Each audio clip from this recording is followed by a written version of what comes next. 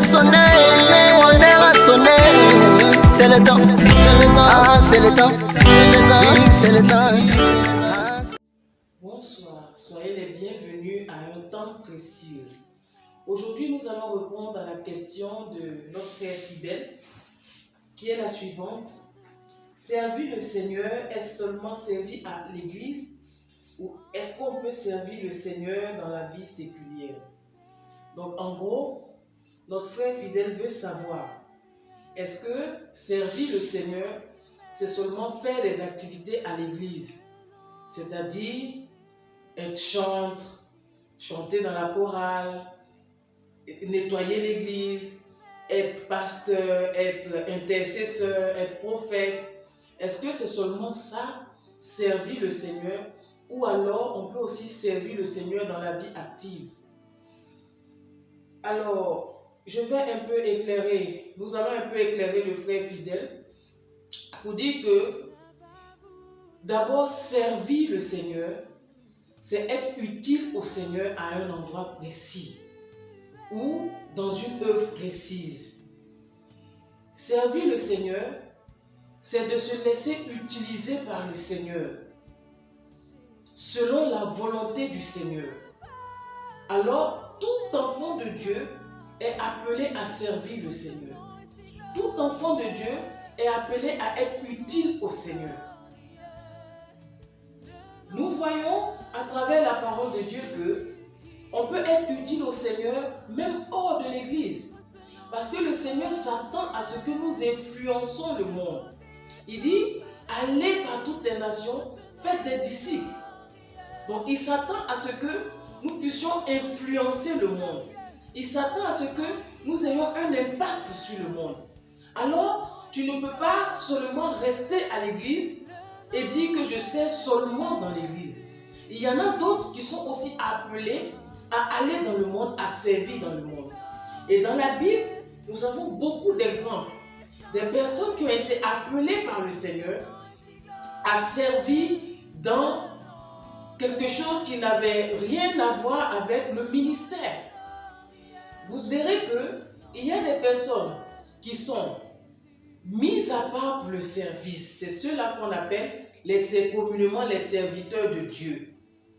Les pasteurs, les ministres, les diacres, les diaconesses. Ce sont des personnes qui sont mises à part spécifiquement que pour l'œuvre de Dieu dans la maison de Dieu. Mais il y a aussi d'autres personnes, d'autres enfants de Dieu que Dieu utilise hors du ministère ou hors du sacerdoce. Et cela peut être ton cas aussi ce soir. Amen.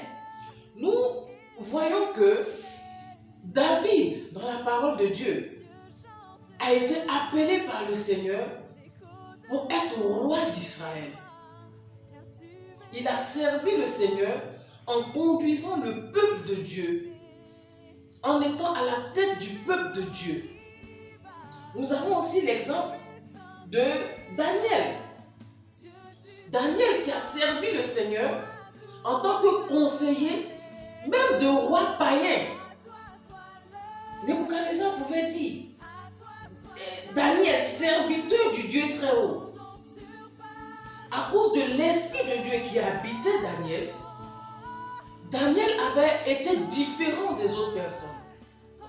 Daniel marchait avec un Dieu différent des dieux que Nebuchadnezzar servait. Et il a influencé Nebuchadnezzar par l'Esprit qui était en lui. Il a servi le Seigneur parce que, à la fin de la vie de Nebuchadnezzar, il a dit que je ne reconnais qu'un seul Dieu, le Dieu de Daniel. Mais Daniel était un conseiller du roi. Voilà une des erreurs que beaucoup de chrétiens font aujourd'hui et qui font que nous nous retrouvons en train d'être minoritaires. Parce que Dieu a besoin de nous dans les hautes sphères de la société. Dieu a besoin de nous là où on prend les décisions. Regardez par exemple, s'il y avait des chrétiens à l'Assemblée nationale, est-ce qu'aujourd'hui on allait parler de légalisation d'homosexualité? Est-ce qu'aujourd'hui on allait voter des lois qui visent à martyriser des peuples. Parce que nous avons laissé tout cela aux non-chrétiens. Aujourd'hui, nous les chrétiens, nous sommes obligés de subir. Est-ce que des lois allaient être votées pour fermer des églises? Alors le Seigneur a besoin de nous dans toutes les sphères de la société afin que nous puissions influencer le monde. Il y a plusieurs dons que le Seigneur, plusieurs dons de ministère que le Seigneur donne. Par exemple, il y a le don de prophétie, il y a le don de parler en langue. Il a aussi parlé de libéralité. Si le Seigneur t'appelle à la libéralité, par exemple, tu as besoin de travailler dans le monde séculier pour pouvoir avoir de quoi financer l'œuvre de Dieu, de pouvoir investir dans le royaume de Dieu. Alors, toi, tu serviras le Seigneur à travers ton travail pour que tu aies de quoi financer l'œuvre de Dieu. Donc, ton travail, là où tu travailles, devient pour toi ton lieu de servir le Seigneur. Tu ne travailles plus seulement pour plaire à ton patron, mais tu travailles afin de pouvoir avoir de quoi investir dans le royaume de Dieu. Amen. Alors, oui, tu peux être dans un travail séculier et à cet endroit-là servir le Seigneur. Il y a des personnes qui, bien qu'elles servent le Seigneur dans l'église, mais elles travaillent avec des personnes qui sont païennes, des personnes qui ne connaissent pas Dieu. Alors, à cet endroit-là où elles se trouvent, elles sont appelées à servir le Seigneur afin que ces personnes puissent reconnaître le Dieu qui habite en eux. Et que ces personnes puissent aussi se convertir à Dieu. Donc, tu verras que le Seigneur peut-être t'appelle à l'évangélisation, mais ton évangélisation se trouve dans ton lieu de travail. Le Seigneur t'appelle à évangéliser dans ton lieu de travail. Donc, là où tu es en train de servir le Seigneur, mais en faisant un travail séculier. Amen. Alors, je voudrais rassurer mon frère que le Seigneur peut t'appeler à le servir dans ton travail séculier. Et même, il a dit, fais toutes choses pour la gloire de Dieu. Donc, ça veut dire que même ton travail séculier doit être pour la gloire de Dieu. Si tu es infirmier, si tu es commerçant, si tu es médecin, si tu es enseignant, ta façon de travailler doit témoigner de la gloire de Dieu. Ta façon de travailler doit témoigner de la présence de l'Esprit de Dieu en toi. À la façon dont tu travailles, on doit dire celui-là, il est différent des autres. Donc, tu es déjà en train de servir le Seigneur par ta façon de servir les hommes. Amen. Je vais peut-être ajouter un petit bonus pour dire que nous sommes appelés à servir le Seigneur d'une façon excellente. Aujourd'hui, beaucoup de personnes sont en train de dire « Je sers le Seigneur », mais on donne au Seigneur des miettes de notre service. On donne au Seigneur juste les restes de nos attitudes, de nos talents, de nos aptitudes, de tout ce que nous, de même notre force, de notre temps. Le Seigneur s'attend à ce que nous le servons lui seul. Donc, même dans ton travail séculier, si tu es docteur, tu dois te dire que docteur que je suis en train de faire, c'est pour Dieu que je le fais. Enseignement que je suis en train de faire là, c'est pour Dieu que je le fais. Beaucoup d'entre nous aujourd'hui, nous nous focalisons sur le salaire. Ah, c'est le travail là qui me nourrit, c'est le travail là où j'ai le salaire, c'est le travail là qui subvient à mes besoins. Mais si tu n'as pas soumis ce travail là à Dieu pour dire que même ce travail séculier que je suis en train de faire, c'est pour Dieu que je le fais, en ce moment-là, c'est vain. Il dit, nous devons le servir lui seul. Nous devons servir le Seigneur de tout notre cœur, de toute notre âme et de toute notre force. Quand tu te décides à dire que tu fais quelque chose pour le Seigneur, fais-le avec tout ton cœur. Fais-le avec toute ton âme. C'est ça qui va produire en toi la joie de pouvoir servir le Seigneur. Servir le Seigneur, c'est vrai. Il y a un fardeau. Mais le Seigneur dit que ce fardeau-là, il est doux, il est léger. Parce que c'est Dieu qui produit cette œuvre en toi. Donc fais-le de tout ton cœur. Fais-le de toute ton âme. S'il t'a envoyé en Afghanistan pour dire que reste là-bas, donne seulement de l'eau aux enfants ou donne seulement à manger aux enfants, fais-le de tout ton cœur. Fais-le avec joie, de toute ton âme. Le Seigneur s'attend aussi que nous le servions fidèlement. Beaucoup d'enfants de Dieu aujourd'hui, nous commençons quelque chose. Et puis à un moment, quand des bénédictions commencent à venir, on dit Dieu lui-même, il comprendra que je n'ai plus le temps pour ça. Non! Demeure fidèle. Demeure fidèle. Combien de rois sont passés devant Daniel? Combien de rois sont passés devant Daniel? Mais Daniel est resté fidèle en tant que conseiller de ces rois-là.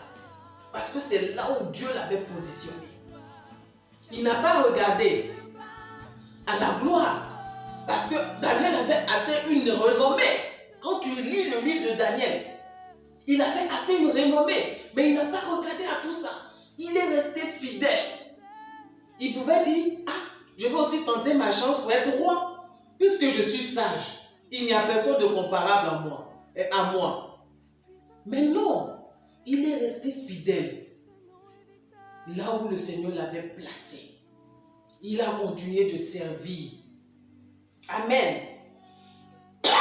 Pardon. Quand tu sers le Seigneur avec crainte. La crainte, ce n'est pas la peur. La crainte découle de l'amour. L'amour pour la personne qui t'a envoyé. L'amour pour la personne que tu sers. C'est ce qui va faire que tu vas dire, ah, je l'aime tellement que je ne veux pas le décevoir. Je l'aime tellement que je ne veux pas qu'il soit mécontent de moi. Je l'aime tellement que je ne veux pas que son cœur soit attristé de la manière dont je sers. Sers avec crainte, avec révérence, pour dire que le Seigneur m'a placé à cet endroit-là. Oui, les hommes me donnent un salaire, mais ça ne vaut pas le salaire de Dieu. Ça ne vaut pas ce que mon Dieu a fait pour moi. Ça ne vaut pas le prix que Christ a payé pour moi à la croix. Donc, sers-le avec révérence, avec reconnaissance, avec amour. Donc, voilà un peu ce que je peux partager avec vous ce soir. Je ne sais pas où est-ce que le Seigneur t'a positionné. Peut-être que ce soir, tu ne sais même pas ce que le Seigneur attend de toi. Mais bien aimé, je vais t'inviter à te mettre à genoux et à demander au Seigneur là où il désire t'utiliser. Parce qu'il faut que ça soit clair pour toi. Aujourd'hui, on a tendance à copier les autres. Parce que celui-là est pasteur, moi aussi je vais être pasteur. Non! Chacun de nous est différent. Chacun de nous est unique. Et Dieu a besoin de chacun de nous à un endroit précis. Donc demande au Seigneur, Seigneur, où est-ce que tu veux m'utiliser? À quel endroit? Et tu verras que l'Esprit de Dieu va te montrer. Le Seigneur va te montrer là où il veut te positionner. Et une fois que tu sais là où le Seigneur veut t'utiliser, bien aimé, sers-le de tout ton cœur, avec crainte, fidèlement, avec joie. N'attends pas qu'on te poursuive pour te dire fais ceci. Non. Fais-le de toi-même, avec zèle. Et tu verras comment le Seigneur te bénira. Alléluia. Réponse que nous avions ce soir aux fidèles. J'espère que tu as été éclairé. Et nous remercions chacun de vous qui nous suivez, tous les abonnés. Pour toi qui nous regardes pour la première fois, n'hésite pas à t'abonner. Laisse-nous un petit commentaire pour nous encourager, pour nous dire que tu as apprécié cette vidéo. N'oubliez pas de liker et surtout de partager parce que cette vidéo pourrait bénir une personne qui est en ce moment en train de se poser des questions.